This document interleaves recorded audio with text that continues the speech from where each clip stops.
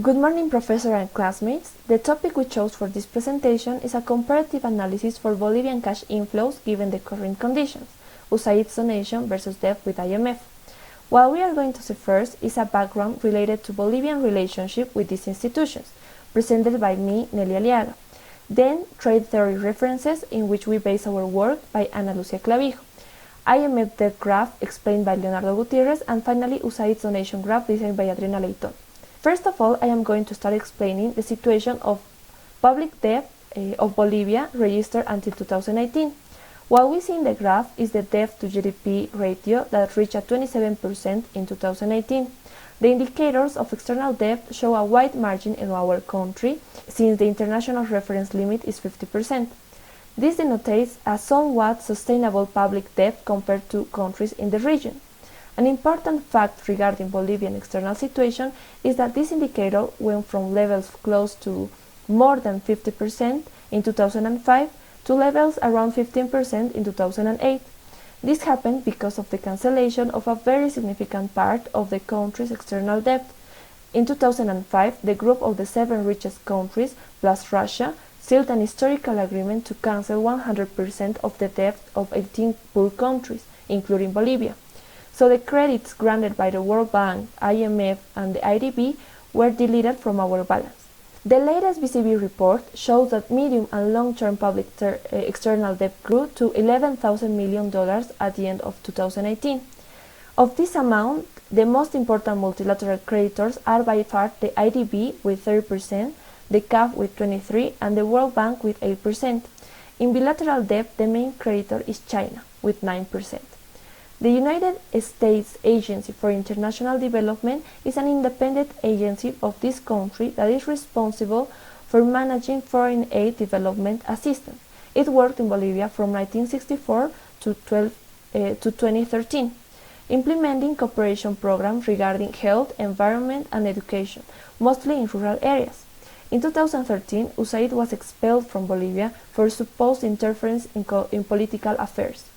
International Monetary Fund is an organization consisting of 189 countries working to foster global monetary cooperation, facilitate international trade, promote economic growth, and reduce poverty around the world. Bolivia joined the IMF in 1945 and accessed to 19 credit lines since then. There are no debt arrangements made with the IMF after the condonation. This is a way of pulling away from what it says is foreign control of Bolivian economy. Now we are going to talk about some trade theory references written by Keynes and Olin and see how this relates with Bolivia today. First, I would like to give some context about how was Germany in 1929 in order to understand why Keynes and Olin said that. First, World War I was over and Germany had been defeated, so a deal was made to program reparations payments that Germany must pay to the Allies, and this huge debt was covered with foreign loans, meaning that Germany was covering their debts with more debts. In this situation, Keynes recognized two main problems, the budgetary problem and the transfer problem. The budgetary problem was about how Germany would be able to raise that amount of money. The answer was taxes. The German workforce paid a considerable percentage of their income to cover these payments, and once they raised the money, how would they convert it in a foreign currency to pay it to the Allies? That's the transfer problem. He also believed that deflation and depreciation of the currency would only hurt Germany's economy. Only respond to Keynes' theory. He doesn't agree because he thinks that this huge foreign cash inflows has a negative effect in Germany's country. Because it increased Germany's imports and reduced its exports, and has the inverse effect in the borrower country, meaning that their imports will decrease and their exports will increase. Also, Olin believes that in order to adapt prices to the international trade, both countries should have inflation and deflation respectively to adapt their prices. Keynes proposed 3 ways to solve the transfer problem. The efficiency. Germany should be more efficient than anyone else in the industrial sector. The second one, the interest rates. Germany should have the lowest interest rates than elsewhere. And finally, the gold rate efficiency wages. Given that the gold standard was still valid at that time, Keynes thought that a reduction in this gold rate efficiency wages comparing than elsewhere should be effective to reduce wages and therefore costs. But how all this relates to Bolivia nowadays? Some features that Germany used to have at that time can be seen in Bolivia now, such as the high debts with foreign countries, just that in the case of Bolivia is with institutions. Also, the imbalance between exports and imports that can lead to a possible transfer problem that we may have to deal with later. Finally, the exchange rate, because as Germany in 1929, the Bolivian currency may need an adjustment in their exchange rate, making its exports more competitive in the international market to cover their debts. To exemplify this situation, we chose two cash inflows that Bolivia had recently. First, we have an IMF loan of $327 million destined to medical spending. Given that we get this loan under an RFI, which is a rapid financing instrument that is used in emergencies, we have no conditions yet, meaning that they gave us the money now and the interest rate that we will be using to repay it back will come later, in a period of up to 5 years. The other cash inflow is a donation of $750,000 from USAID, with the objective of also medical spending. Both of these inflows are mainly from USA, considering that USAID is an American institution and that most of the money that IMF has is from USA. We can say that both of these inflows are from USA. This assumption will be helpful to analyze later. Now we're going to see the IMF debt and the process of construction of the graph and its corresponding explanation. For the case of USA, we have to put the present and future on the axis. Then we draw the intertemporal PPF bias towards future. Then we draw the isovalue line in green and we found the quantity of present and quantity of future that USA actually produce. After that, we draw the indifference curve in orange so we can find the demand in present and the demand of future in the USA. And here we can see that the USA exports present because QP is larger than DP. And of course, USA then imports future.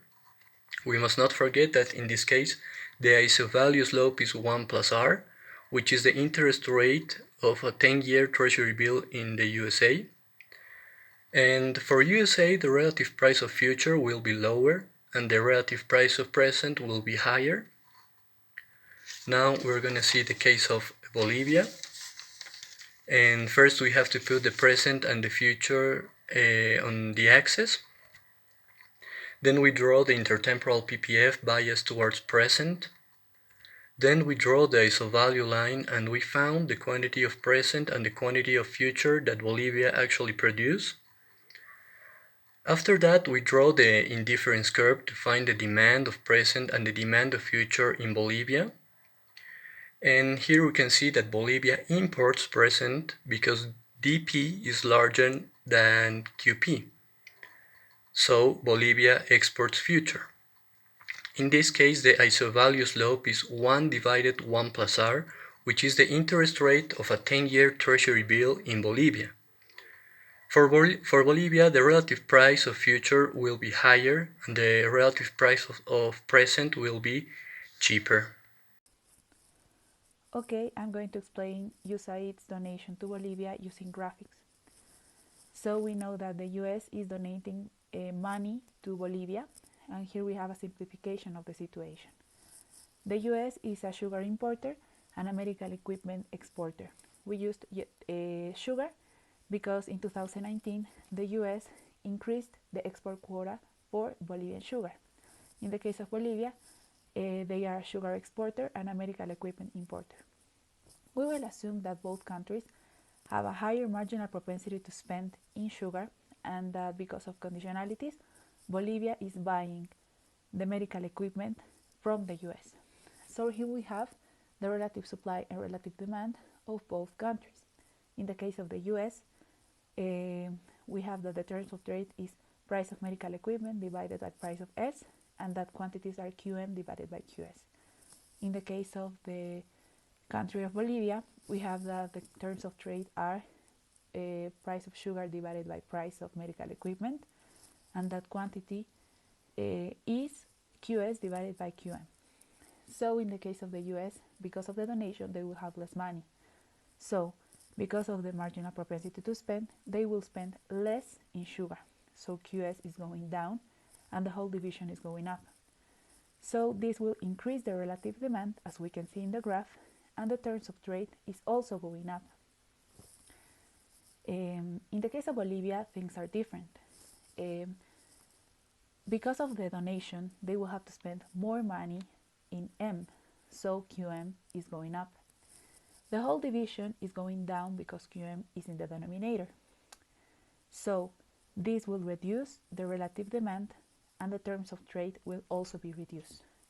And as a conclusion, we can say that the US is better off because it has a lower marginal propensity to spend in the exported good, which is medical equipment. And in the case of Bolivia, we have a lower terms of trade, which is that we are worse off. Finally, we can make some conclusions about the analysis we made so far. First, the impact of these inflows in the future. At short term, we can only see positive effects because it increased Bolivia's buying power, but at long term, the loan may hurt Bolivia's economy. In the case of the donation, the worst thing that can happen is that we just waste the money without making it something productive with it. But in the case of the loan, no matter how we use the money, we have to pay it back plus an interest. And the COVID outbreak just worsens the situations because the loan we are receiving is for consumption, not for investment. So the money will not make any improvements in our industrial and productive sector. Therefore, we will pay later money we spend now in medical issues, and we will have to pay it back with the same conditions we have now. So we can conclude that debt is more damaging for a country like Bolivia than a donation. That's all. Thank you very much.